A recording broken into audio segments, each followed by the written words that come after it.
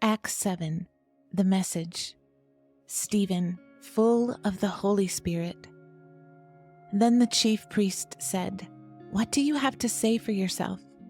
Stephen replied, "Friends, fathers, and brothers, the God of glory appeared to our father Abraham when he was still in Mesopotamia, before the move to Haran, and told him, 'Leave your country and family and go to the land I'll show you.'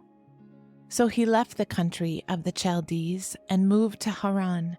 After the death of his father, he immigrated to this country where you now live. But God gave him nothing, not so much as a foothold. He did promise to give the country to him and his son later on, even though Abraham had no son at the time. God let him know that his offspring would move to an alien country where they would be enslaved and brutalized for 400 years. But God said, "I will step in and take care of those slaveholders and bring my people out so they can worship me in this place." Then he made a covenant with him and signed it in Abraham's flesh by circumcision. When Abraham had his son Isaac, within 8 days, he reproduced the sign of circumcision in him. Isaac became father of Jacob, and Jacob father of 12 fathers, each faithfully passing on the covenant sign. But then those fathers, burning up with jealousy, sent Joseph off to Egypt as a slave. God was right there with him, though. He not only rescued him from all his troubles, but brought him to the attention of Pharaoh, king of Egypt. He was so impressed with Joseph that he put him in charge of the whole country, including his own personal affairs. Later, a famine descended on that entire region, stretching from Egypt to Canaan, bringing terrific hardship. Our hungry fathers looked high and low for food, but the cupboard was bare. Jacob heard there was food in Egypt and sent our fathers to scout it out. Having confirmed the report, they went back to Egypt a second time to get food. On that visit, Joseph revealed his true identity to his brothers and introduced the Jacob family to Pharaoh. Then Joseph sent for his father, Jacob, and everyone else in the family, 75 in all. That's how the Jacob family got to Egypt.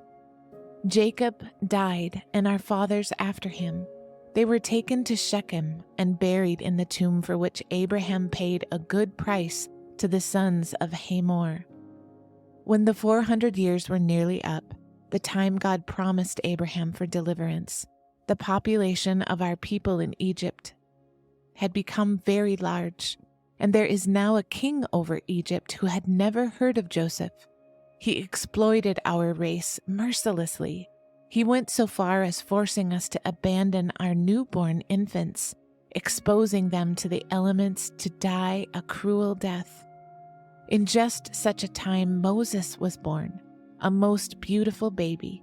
He was hidden at home for 3 months. When he could be hidden no longer, he was put outside and immediately rescued by Pharaoh's daughter, who mothered him as her own son. Moses was educated in the best schools in Egypt. He was equally impressive as a thinker and an athlete. When he was 40 years old, he wondered how everything was going with his Hebrew kin and went out to look things over. He saw an Egyptian abusing one of them and stepped in, avenging his underdog brother by knocking the Egyptian flat. He thought his brothers would be glad that he was on their side and even see him as an instrument of God to deliver them. But they didn't see it that way. The next day, 2 of them were fighting and he tried to break it up, told them to shake hands and get along with each other. "Friends, you are brothers. Why are you beating up on each other?" The one who had started the fight said, "Who put you in charge of us? Are you going to kill me like you killed that Egyptian yesterday?" When Moses heard that, realizing that the word was out, he ran for his life and lived in exile over in Midian. During the years of exile, 2 sons were born to him. 40 years later, in the wilderness of Mount Sinai, an angel appeared to him in the guise of flames of a burning bush. Moses, not believing his eyes, went up to take a closer look. He heard God's voice. "I am the God of your fathers, the God of Abraham, Isaac, and Jacob." Frightened nearly out of his skin, Moses shut his eyes and turned away. God said, "Kneel and pray. You are in a holy place, on holy ground. I've seen the agony of my people in Egypt. I've heard their groans. I've come to help them. So get yourself ready. I'm sending you back to Egypt." This is the same Moses whom they earlier rejected, saying, "Who put you in charge of us?" This is the Moses that God, using the angel flaming in the burning bush, sent back as ruler and redeemer. He led them out of their slavery. He did wonderful things, setting up God's signs all through Egypt, down at the Red Sea, and out in the wilderness for 40 years. This is the Moses who said to his congregation, "God will raise up a prophet just like me from your descendants."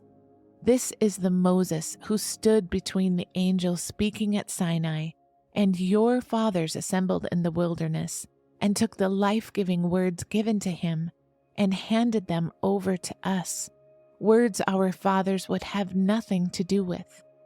They craved the old Egyptian ways, whining to Aaron, "Make us gods we can see and follow."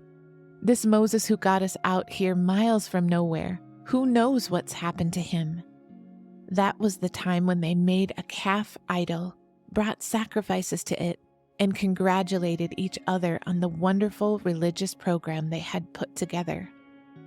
God wasn't at all pleased, but he let them do it their way. Worship every new god that came down the pike and live with the consequences. Consequences described by the prophet Amos. "Did you bring me offerings of animals and grains those 40 wilderness years, O Israel? Hardly. You were too busy building shrines to war gods, to sex goddesses, worshiping them with all your might. That's why I put you in exile in Babylon." And all this time our ancestors had a tent shrine for true worship, made to the exact specifications God provided Moses. They had it with them as they followed Joshua, when God cleared the land of pagans, and still had it right down to the time of David. David asked God for a permanent place for worship, but Solomon built it.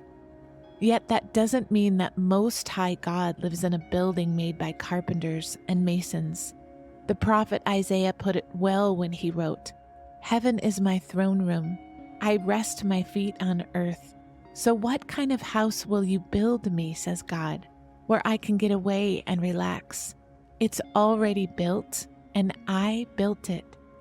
And you continue, so bullheaded, calluses on your hearts, flaps on your ears, deliberately ignoring the Holy Spirit. You're just like your ancestors. Was there ever a prophet who didn't get the same treatment? Your ancestors killed anyone who dared talk about the coming of the Just One, and you've kept up the family tradition. Traitors and murderers, all of you. You had God's law handed to you by angels, gift-wrapped, and you squandered it. At that point, they went wild, a rioting mob of catcalls and whistles and invective. But Stephen, full of the Holy Spirit, hardly noticed. He only had eyes for God, whom he saw in all glory, with Jesus standing at his side. He said, "Oh, I see heaven wide open, and the Son of Man standing at God's side." Yelling and hissing, the mob drowned him out. Now in full stampede, they dragged him out of town and pelted him with rocks. The ringleaders took off their coats and asked a young man named Saul to watch them. As the rocks rained down, Stephen prayed, "Master, Jesus, take my life." Then he knelt down, prayed loud enough for everyone to hear, Master, don't blame them for this sin. His last words. Then he died.